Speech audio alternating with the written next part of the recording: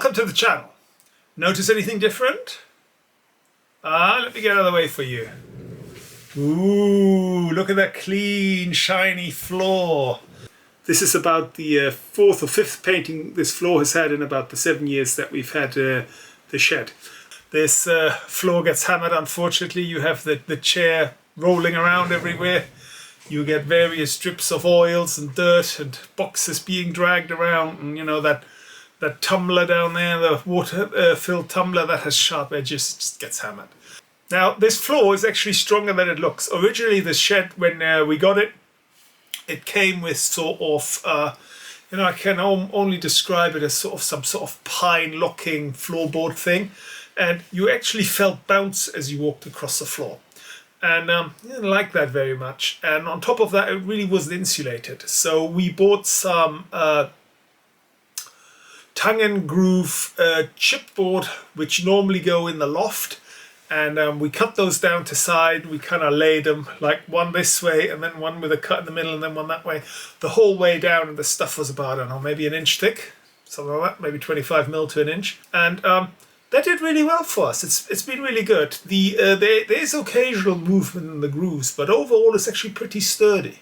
And there's no bounce at all. And I think it also helps just a little bit to insulate it. In retrospect, I should have actually laid a bit of thin, that rollout, sort of that thin insulation that you can get. I should put that underneath, but you're always in a stress when you build this sort of stuff. Now the paint we'll be using is called water-based epoxy paint. It's this stuff here. It's quite expensive, about £34. It's a two-component part A poured into part B, and then you add water to the line, give it a stir and paint. It comes in a number of colors. We always went for grey. They have a sort of teal color, kind of like, like a Windows 95 sort of background color. Oh, it lures me, but I've never gone for it. The trouble is, my fear is it'll make the shed dark. And fundamentally, I think you want to get as much light coming back off the ground as possible. And grey is a reasonably good color insofar as you can find anything. I think to go for white, I think it's insane. I think that's going to show up everything. I think something like a black would be just downright depressing. There's like a red sort of, like rust protection they paint on ships. But again, I think it'd be too heavy. So we've just always gone for grey, even though every time my finger's twitching. Obviously, this is a one-shot deal. This isn't something you can put in a plastic bag and it'll be fine in the morning. It'll set on its own, even outside of oxygen-rich areas. What we intend to do, we'll take obviously a proportion of the top, a proportion of the bottom, mix it up, paint up the worst affected areas and the area under the toolbox, let that dry, move the toolbox back, and then just paint the whole floor. The various joint sections between the bit of hardboard that I put down, I won't fill them. I have filled them in the past, but it's somewhat counterproductive. It doesn't achieve as much as you think, because as the temperature out and the humidity rises and falls, they invariably open up. And so to some extent, you're better just accepting that there are going to be some expansion joints there. Now, as we paint the floor, we're going to, obviously, some epoxy paint is going to get in there and it's going to get set, and all the rest. In the past, we always used to go for 2.5 liters. This time we've only went for a liter. We always have far too much left over. They say that a liter gives you 7 meters square coverage, which theoretically should do half this shed. But because we're already painting on the epoxy flooring, I just don't think we need anywhere near as much of that. You're only just bonding, nothing's getting sucked into the wood again, because that's what happened the first time. The first time we put 2 coats on and the first coat was largely absorbed. That's not happening. And so with 1 liter, we can just about do the whole area we have in here quite neatly, and some skirting, and we even still had some left over. I like it because it's not so aggressive on the smell. I think it used to be a lot nastier on the nose, the throat. It's actually gotten better. I think the smell is much less. And this is one day after. I think we finished it yesterday evening, and we're in here now, and it's all right. I could sit and work in here. It's just not so aggressive. It's also reasonably good. It's oil and mild primer resistant. That's got something water. Water will kind of like pool on it. It won't soak in or anything. And I just think it's reasonably good at doing its thing. So, we're quite happy with it. Now, the way we apply this stuff is that obviously you have to start by sweeping the floor, and, you have to pick up all the dead primers and all the little balls of birdshot that have rolled away and dead spiders in the corner and what have you not. All that stuff has to go. Even hairs and things like that, you really want to get them out because you can see them in the finish. And they somehow they create a little bit of a speed bump.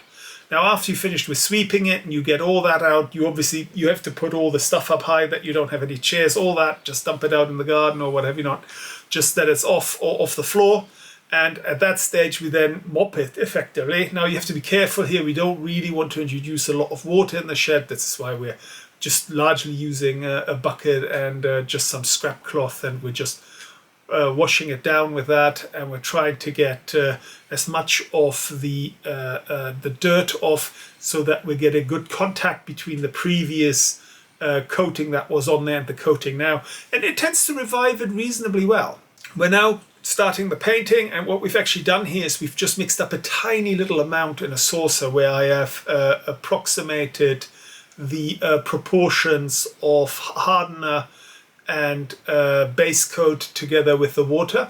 And what we're doing here is I'm just covering the area of worst wear, the areas where we effectively lost the finish. And in retrospect, I should have actually done this a couple of times because we actually had epoxy left over. It kind of scared me when it said 7.5 meters squared on the tin. It does this every time. Turns out we always have some left over. So there's a note for you next time. Overpaint the damaged areas at least 2 or 3 times. You will have enough left over. Once that has dried, and we only gave it about an hour or so, and at that stage it's kind of like tack dry. It's just dry enough that you can paint over it without removing it. And at that stage, we poured all the stuff together. You pour the hardener into the pot, you mix it up with a chopstick or whatever, and then slowly add water. And again, I approximated the amount that we have removed. I don't think you have to be that precise here. I think it's actually reasonably happy being, kind of like thumbed. I don't think you have to be absolutely spot on with your measurements. And at that stage, here we are again, then we're just painting the whole floor now. We're doing all the edges with the brush. I have like nice little 2-inch brush. All this stuff you see you're going to throw away. That brush is never going to paint anything else. This epoxy stuff, by the time it hardens, all this stuff is going to be glued together. And it's one of the reasons we don't use a tray. We found in the past that if we use a tray, the tray tends to be a write-off, and secondly, you're actually wasting the paint that sticks to the tray. You might as well pour it on the floor and then roll it with the floor. The tray doesn't give you as much as you think. Also, this roller that you see here is actually an old roller. That's not a new one. We used that before on emulsion, and we're using it here because we feel that an older roller won't have the problem of lint bits and pieces falling out of it. All that stuff that's now on the rolling drum is pretty firm. And secondly, because it won't absorb a lot of the epoxy paint.